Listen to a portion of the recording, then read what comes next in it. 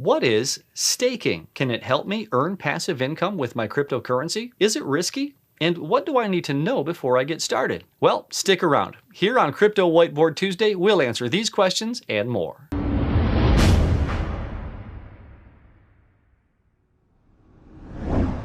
Hi, I'm Nate Martin from 99bitcoins.com, and welcome to Crypto Whiteboard Tuesday, where we take complex cryptocurrency topics, break them down, and translate them into plain English.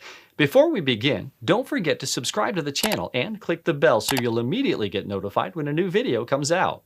Today's topic is staking and how it's done on Ethereum. But before we dive into staking, let's take a moment to understand the problem that staking tries to solve.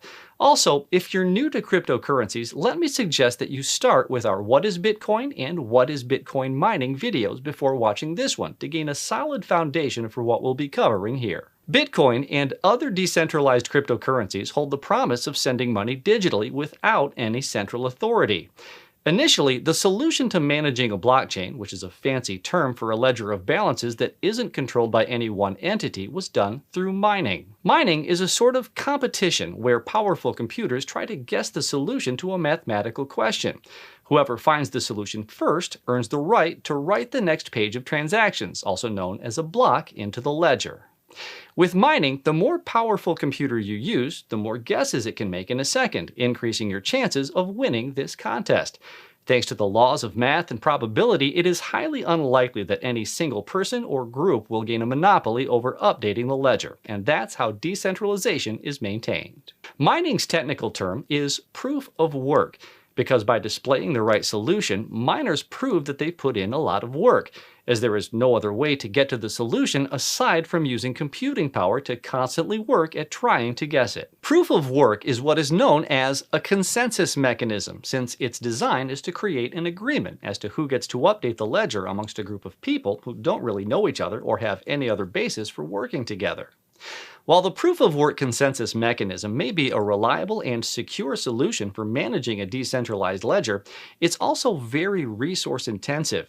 Running all of these supercomputers just for the sake of guessing a number takes up a lot of electricity, among other disadvantages. Because of these disadvantages, other alternative consensus mechanisms have been suggested throughout the years.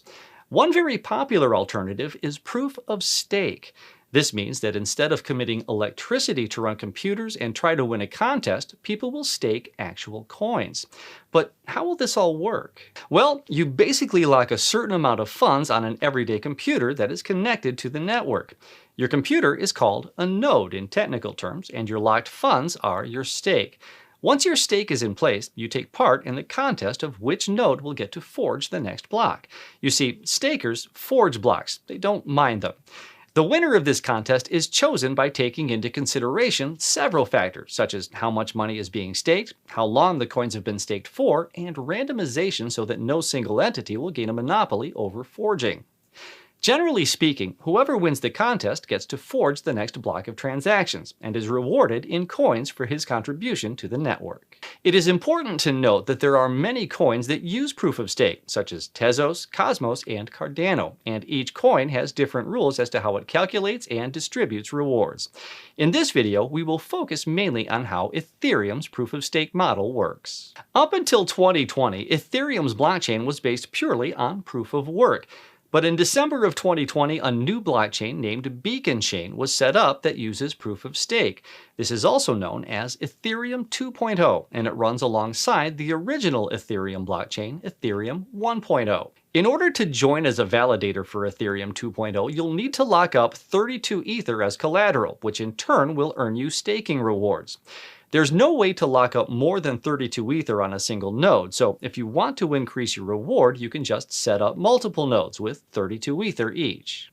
In a few years, Ethereum 2.0 will deploy in full and will merge with Ethereum 1.0. This event, known as the docking, will happen somewhere around 2022, after which Ethereum will become purely a proof-of-stake network. Only after the docking occurs will you be able to withdraw your staked Ether and rewards, which means that staking is mainly beneficial for long-term Ethereum holders. Now, you're probably asking, how much Ether is rewarded? In Ethereum 2.0, each validator that participates in the forging of a block gets a percentage of the newly minted Ether when it's created. The more validators the network has, the smaller the proportion of the reward will be. For example, if 1 million ETH is staked, the max annual reward for each staker could reach 18.1%. However, if 3 million Ether are staked, that annual reward rate would drop to 10.45%. You can think of the total amount of new Ether rewarded as a pie with a fixed size, and the more validators you have that want a piece of that pie, well, the smaller each slice will be. To simplify things, there are dedicated staking calculators you can use that will try and estimate how much Ether you'll make when staking a certain amount of ETH in any certain way. So, where do I sign up? Well, signing up is not that easy, as there are certain limitations you should be aware of. Each day, only 900 new validators are allowed on board, so as you can imagine, there's a pretty long waiting list. At the time of posting this video, there are almost 20,000 pending validators waiting to join. Additionally, setting up your own validator requires technical knowledge, a dedicated computer, and 32 Ether, all of which provide barriers that may keep a lot of people from being able to take part.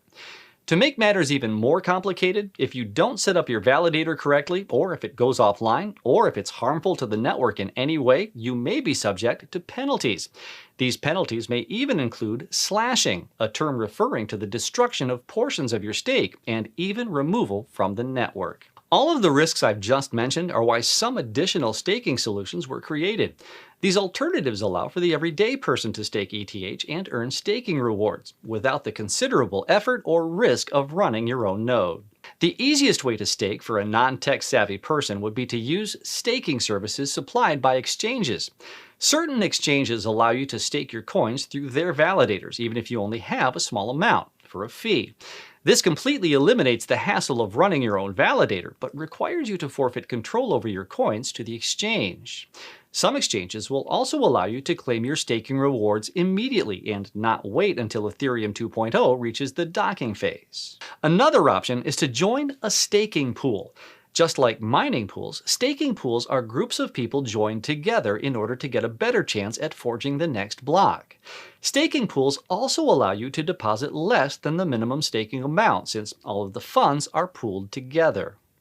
If you decide to go with a staking pool, it's important to research certain aspects of the pool, such as reliability of its validators, pool fees, customer support, the size of the pool, user reviews, and whether or not you are required to give up your private keys to the pool. Finally, there is the Validator as a Service option. These are companies that will allow you to run your own validator on their computers without the need to set it up or maintain it. Since this is your own personal validator, you'll still be required to deposit 32 ETH and pay a certain fee for this service. The great thing about this option is that it's relatively easy to set up and you don't need to give control over your coins to another company. That's it for today's episode of Crypto Whiteboard Tuesday. Hopefully, by now you understand what staking is, a way of participating in the process of updating a ledger of transactions by putting your funds at stake and earning rewards for your contribution. You may still have some questions. If so, just leave them in the comment section.